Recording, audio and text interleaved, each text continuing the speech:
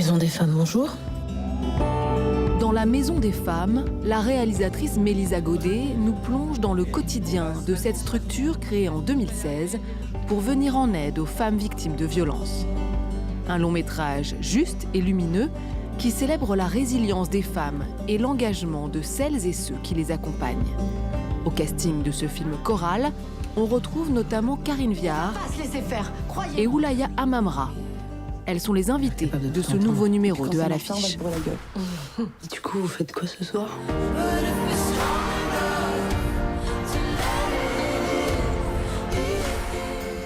Karine Viard et Oulaya Amamra, bonjour. Bonjour.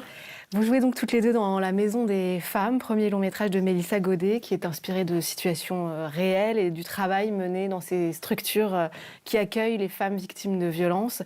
Peut-être d'abord, tout simplement, qu'est-ce qui vous a convaincu de participer à ce projet, Oulaya? Je crois l'utilité publique déjà qu'est ce film. Moi, j'avais pas du tout connaissance de l'existence de cette maison, donc je me suis dit que voilà, déjà c'était utile pour ça. Et ensuite, j'ai rencontré Mélisa. J'ai trouvé que c'était l'approche qu'elle avait pour raconter cette histoire. Elle était très bienveillante, le regard qu'elle portait. Puis j'ai trouvé ça très bien écrit déjà, donc j'ai pas hésité. Évidemment, on rêve tous du jour où une structure comme la nôtre sera devenue inutile. Mais en attendant, nous avons besoin d'aide. Il y avait quand même quelque chose qui me semblait nécessaire en tant qu'actrice, c'est-à-dire de prêter la voix à un sujet nécessaire, qui est celui de la violence faite aux femmes et d'une forme d'éducation à cette violence. Qu'est-ce que c'est que la violence faite aux femmes?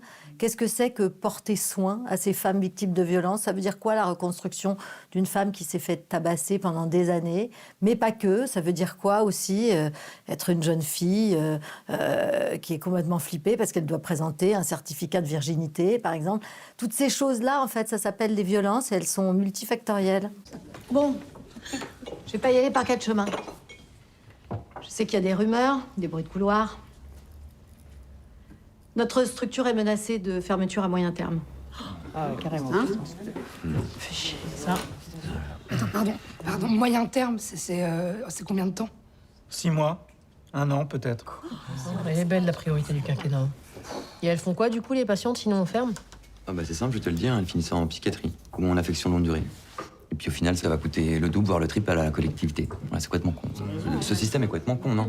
Alors, si le chemin de la reconstruction est long, évidemment, pour ces femmes abîmées, il n'y a pas de répit non plus, on le voit dans le film, pour les soignants et les soignantes qui s'occupent de ces femmes. Karine, vous jouez Diane, une chirurgienne qui est donc directrice de cette maison des femmes. Et dans ce personnage, on ressent vraiment cette idée de tenir. Il faut tenir pour l'équipe, tenir pour ces femmes, tenir pour soi-même. C'est comme ça que vous la décririez aussi?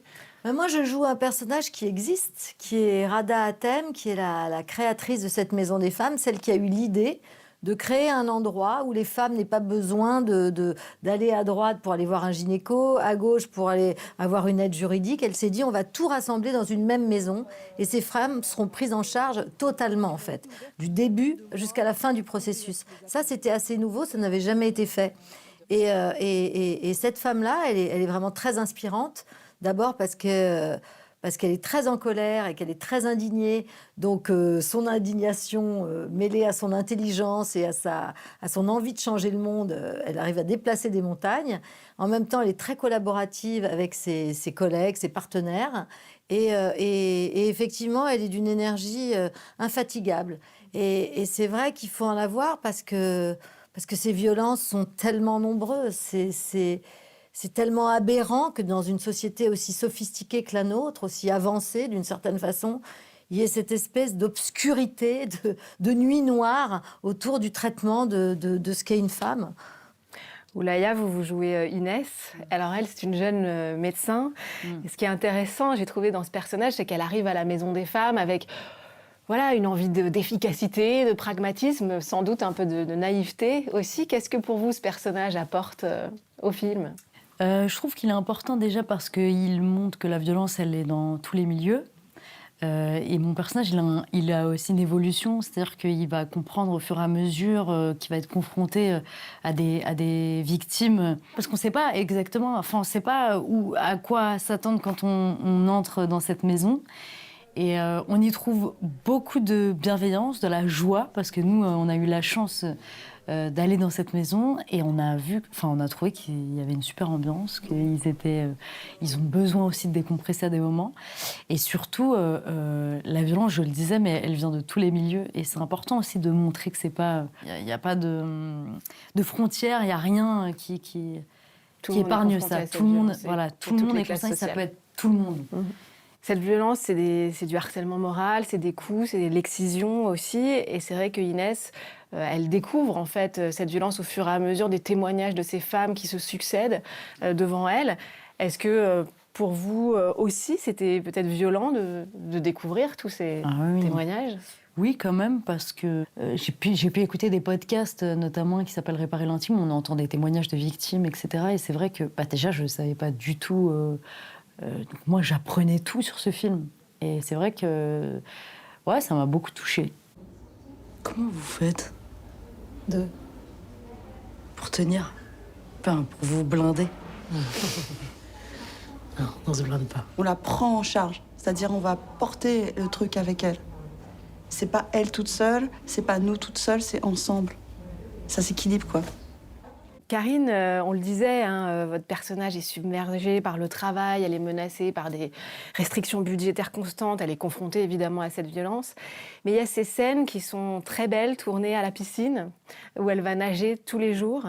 Pour vous, elle nage pour pas couler, au sens propre et figuré ? Je pense qu'elle nage pour évacuer surtout, pour bouger son corps, pour peut-être ne penser à rien, pour se laver aussi de quelque chose, parce que c'est pas évident de recueillir tous les jours de sa vie, même si ça a du sens, et qu'avoir un métier qui a du sens, c'est vraiment très garant d'un certain bonheur. En même temps, c'est pas évident de recevoir la parole de victime. Les histoires intimes sont terribles, en fait. Mon mari est quelqu'un de formidable, mais il finira par me tuer. Putain, mais si nous, on peut pas être là pour celles qui n'ont pas pu éviter le pire, ça sert à quoi, là, les statistiques, là, tout ce bordel, là? Je vais encore passer pour la ouf de service. Oh, moi, tu sais, ça me dérange pas les oufs. Évidemment, c'est ton fonds de commerce. Vous parliez de Rada Hatem, qui est donc cette gynécologue obstétricienne qui a créé la première Maison des Femmes en 2017 en Seine-Saint-Denis. Je crois que vous avez fait le choix de ne pas la rencontrer pour le film. Pourquoi vous avez choisi justement de ne pas la rencontrer ? Parce que j'ai écouté des podcasts avec elle, j'ai vu un peu à la télé, etc. Je me suis dit, j'ai peur d'être trop influencée, de vouloir être dans une forme de mimétisme. Moi, mon challenge avec ce rôle, c'était de me l'approprier, d'en faire vraiment un personnage à part entière qui lui ressemble, mais que je puisse m'accaparer, en fait, que j'ai cette liberté-là. Mais j'ai essayé de lui rendre hommage en comprenant vraiment sa pensée politique, sa pensée militante, comment elle fait les choses. Et ça m'a fait très plaisir parce qu'il y a un très bon ami de Rada qui lui a dit « Mais c'est tout toi, c'est incroyable, elle te ressemble énormément. » Bon ben voilà, comme on est très différentes physiquement, je me dis au moins il y a quelque chose, il y a un dénominateur commun. Et ça, j'en suis assez fière. Si on veut qu'elle puisse tout nous dire, faut qu'on ait l'air capable de tout entendre. Et puis quand ça marche pas, on va se brûler la gueule. Du coup, vous faites quoi ce soir ?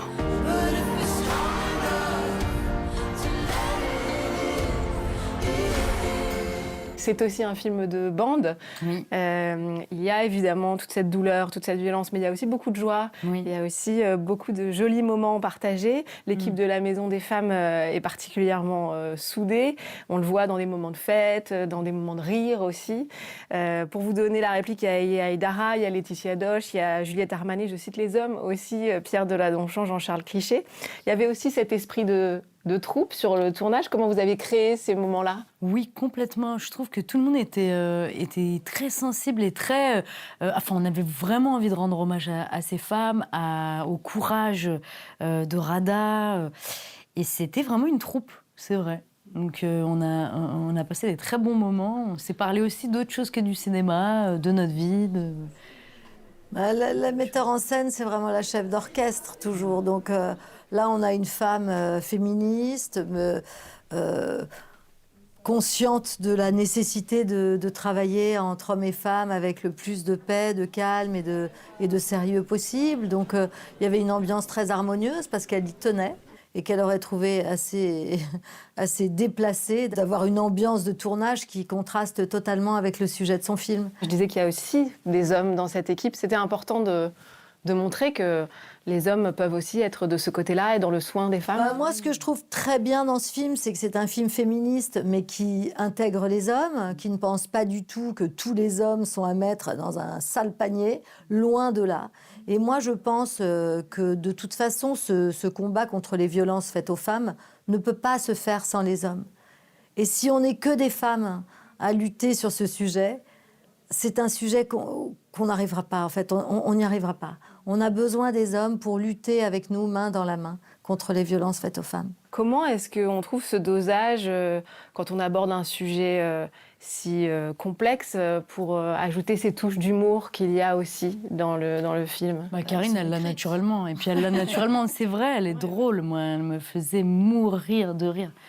Quand on travaille au plus près de choses terribles, en fait, je crois, pour avoir parfois pénétré certains de ces milieux, je veux dire, t'es dans de l'humain et il y a le grandiose, il y a le pathétique, mais aussi il y a la joie profonde d'être vivant, il y a la joie profonde de pouvoir s'en sortir. Moi, j'avais pénétré un peu le milieu des sages-femmes, par exemple.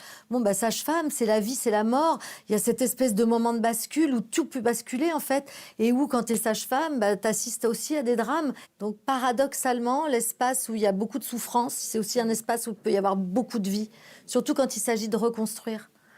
Donc les femmes rient entre elles, osent. C'est un endroit où tu peux déposer ta honte et rire de ça, et tu as le soutien de tout le monde. Et à ce moment-là, c'est assez miraculeux.